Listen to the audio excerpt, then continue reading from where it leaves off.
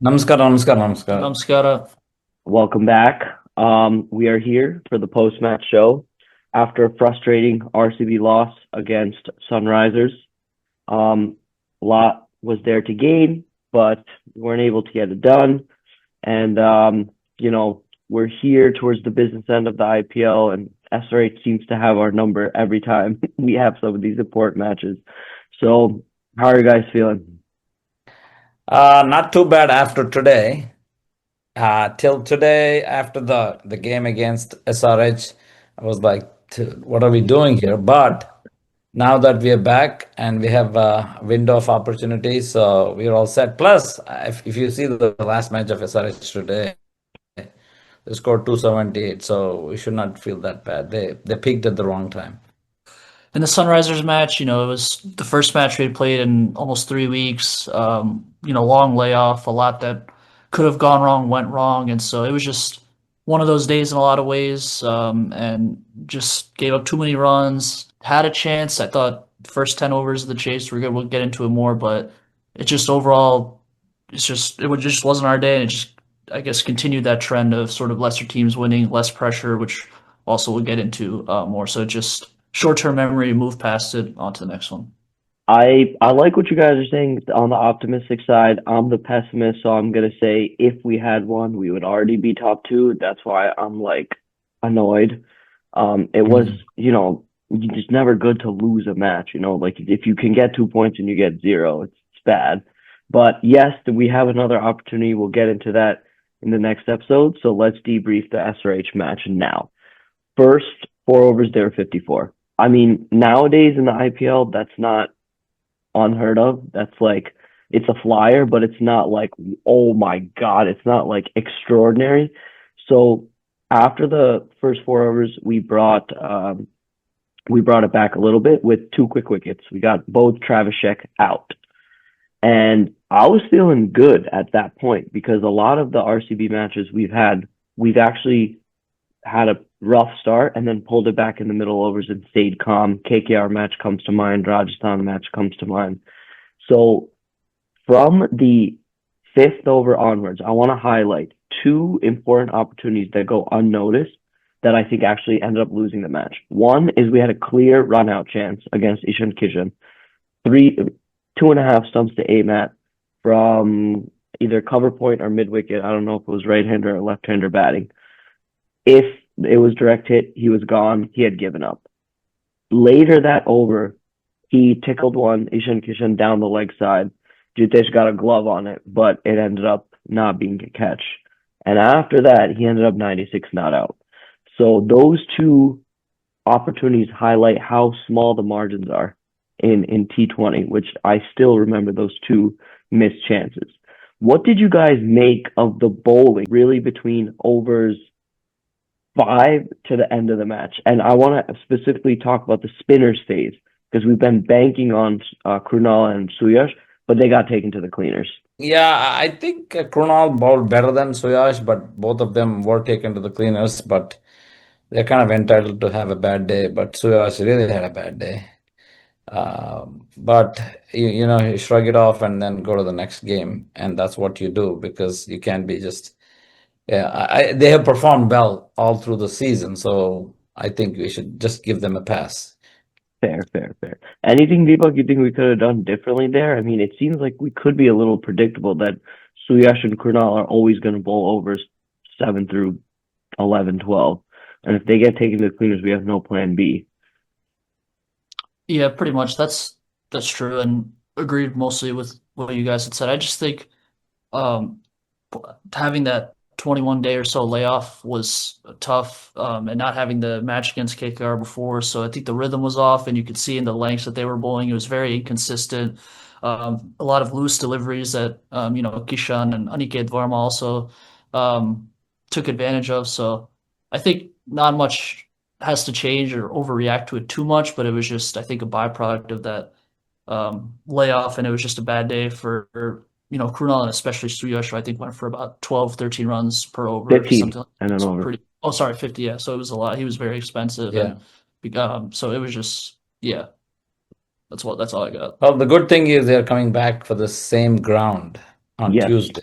so they True. should know, have a handle of conditions. I wanted to add, I thought Partidar captaincy was missed.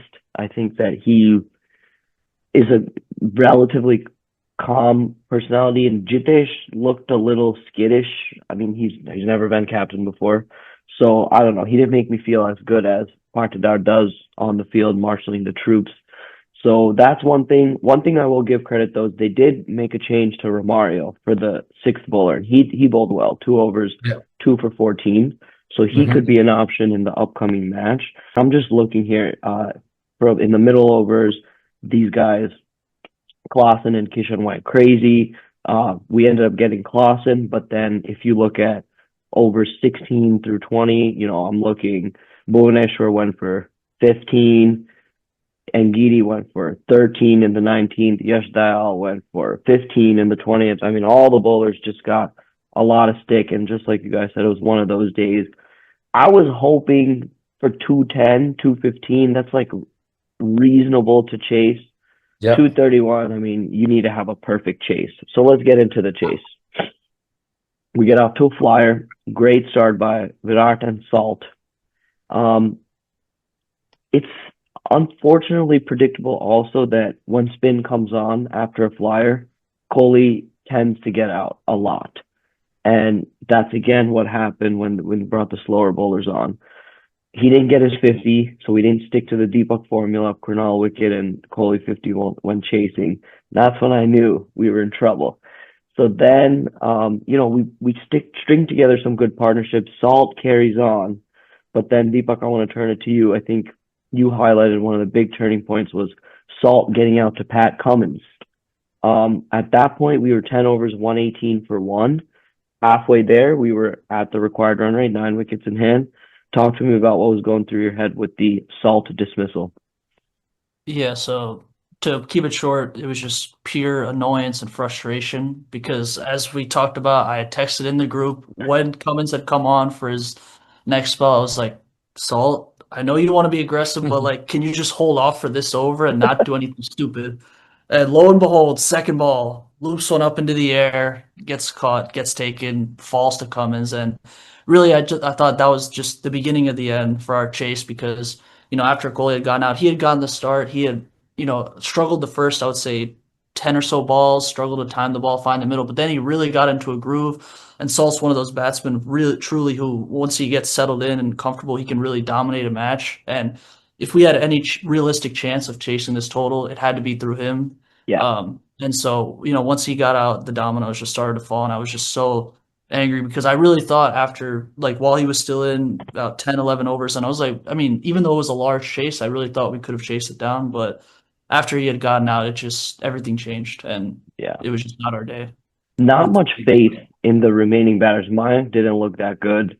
I think that actually put a lot of pressure on Salt to keep hitting.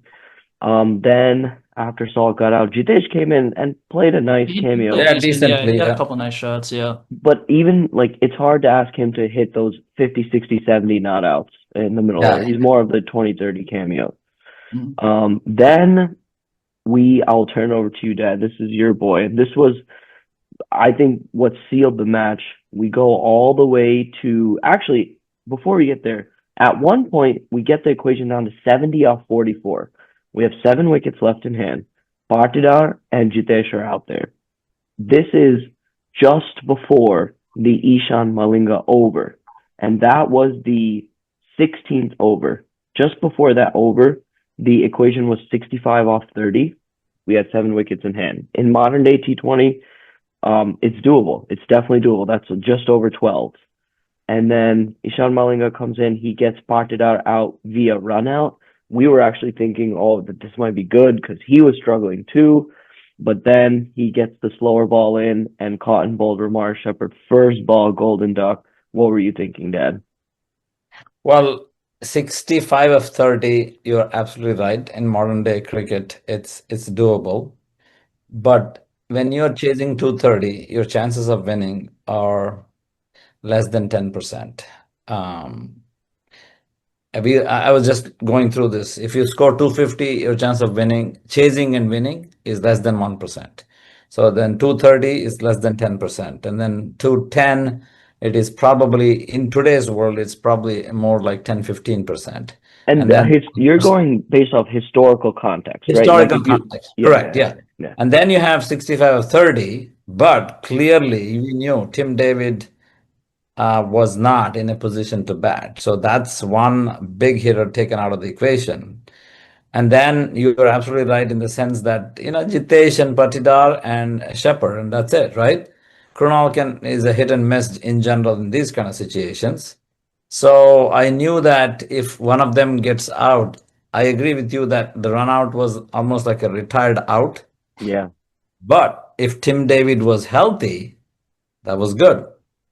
Tim David was not healthy, then it was not good. That was kind of over. I mean, we lost like, I don't know, 7 wickets in 13 runs or whatever, but Yeah, it was 7%. over. After the break, it just kind of, it felt like a pack of cards, which was kind of not very expected, but we knew that that was going to happen. So it was unfortunate. Unfortunately, that Tim David, if he was there, then we would still have had our hopes up. And then Jitesh, as I said, is handy, but it is boils down to Tim David and Romario Shepard. Tim David's out, and Romario unfortunately got out. But these things happen. Go ahead. Yep. Yeah. So to add on to that, agreed with some of those points, but also I would say disagree where in terms of the historical context, I get that, but it was like we talked about 65 off 30 with 7 wickets left. There was still a window of opportunity there. I thought we had really set a really good platform, keeping with the run rate at times. Even our run rate was higher than the required net run rate. We were hitting 1 or 2 boundaries every over. And in that modern day T20 cricket, that's possible. And I understood that Tim David was hurt, but that's why I was banking on my boy Romario Shepard after what he had done in the CSK match to, he didn't have to do that, but if he could have given us like a handy 30 off 12 cameo or something, whatever it is, Yeah. it would have been nice. But the fact that he went out for a golden duck, and even before then, actually, Bharti, that were really counting on him, and he just hasn't come through at the bat lately, and it's getting to be a little worrisome. Where I thought, given the circumstances of where we were about 75% through the match, I really thought, we can do this. I really did have faith, but once the Eshaan Malinga overcame it, and then Bharti and then Shepard fell, and then eventually Jitesh fell, it just became too much. So I understood that historically chasing 230 is very tough, but I just thought from where we were about 11 or 12 overs in the chase to where we ended, I was just really a little bit deflated by that. Yeah. Personally. I think if I'm reading between the lines here, Dad is kind of like, one of those days, chalk it up, move on. But Deepak is more like annoyed, and I'm closer to Deepak because I don't know what Romario Shepard was trying to do there. Like first of all, Malinga has a slower ball. Everybody knows that. And he was giving himself room and opening the stumps for what? That was his last ball of his spell. He was done after that. So either block it, or if you're going to swing. But you should know that a slower ball is coming. Either you're going to go full tilt at the slower ball, or you dab it, but while covering the stumps, take a single, reset the next over. I thought it was a lack of intelligence there and a lack of match awareness. To play that shot at that point. You're opening up the stumps and then you dab that. What's the gain there? A single down the ground. What's the harm? Either cotton bowled or clean bowled. So I just thought that was so unnecessary what he did. And after he got out, I was like, okay, that's it. This is the last point we'll say about this, and we'll close the post-match episode. Losing 7 wickets for 16 runs on another day, if we didn't get lucky where Punjab lost to Delhi and GT lost to CSK, we would have paid for that because our run rate took a massive hit. And if Punjab had beaten Delhi, then their net run rate would have been about the same. And if they go on to beat Mumbai after that, we have to not only beat Lucknow in the last match, we have to go over Punjab's net run rate to have qualified for top 2. So we're extremely fortunate at the results that happened following our loss, which is giving me new hope. The only reason that I'm smiling even a little bit today is because I know GT lost to CSK, and Delhi has beaten Punjab, which has effectively made the last match as if it didn't even happen. We have another chance to get this all going again. And so that was what I was thinking is like, oh my God, this is classic RCB. We lose to SRH. Tim David gets injured. We take a net run rate hit. Every year in RCB, we have one match where the net run rate just gets destroyed. And this is what it felt like at the most inopportune time. So overall, bad day at the office. Guys have anything to add on that close? Yeah. So I still want to rationalize quickly, very quickly. Yeah, go. that no team in the past 3 days who is trying to take the top two spot has not been able to do so, True. which is Punjab, which is GT today, which was a surprise. But these T20 games, it could be anybody's game. So we are not alone as RCB like we used to be, where everybody progressed, and we got left behind because we just choked. So at least in that way, I'm trying to rationalize and say that, it's okay. It's not okay, but it's okay. But do you agree? One second, Deepa. One more follow-up question, and then I'll go to you. Do you agree, Dad, that the other two teams, maybe Punjab is the exception, Yeah. but GT not getting it done doesn't feel as bad for them or their fans as Yeah. it does for us and our No fans? question. Given No the question. yeah. Yes. Yeah. there's no Punjab question. might be in our boat. Punjab has Yeah, similar yeah. history to us, Right. but that's where I'm coming from. Go ahead, Deepak. Deepak was saying. Yeah, no, and that's all true, and that's that theme of, lesser teams, less pressure, just going out there and getting to play, beating the teams who have a lot to play for still. But the other thing that gave me excitement even before the two matches that played was that news that Hazelwood, Jay Shriram is coming back. Our best bowler, our two worst bowling performances have been in the two matches he hasn't played. So Slim Shady is back, thank God, and that along that plus the news of the past two of the past three matches were both very exciting to me and really helped me get over the loss to Sunrisers sooner. So that's what I wanted to add. That's a perfect note. We'll close on that. See you shortly for the pre-match LSG.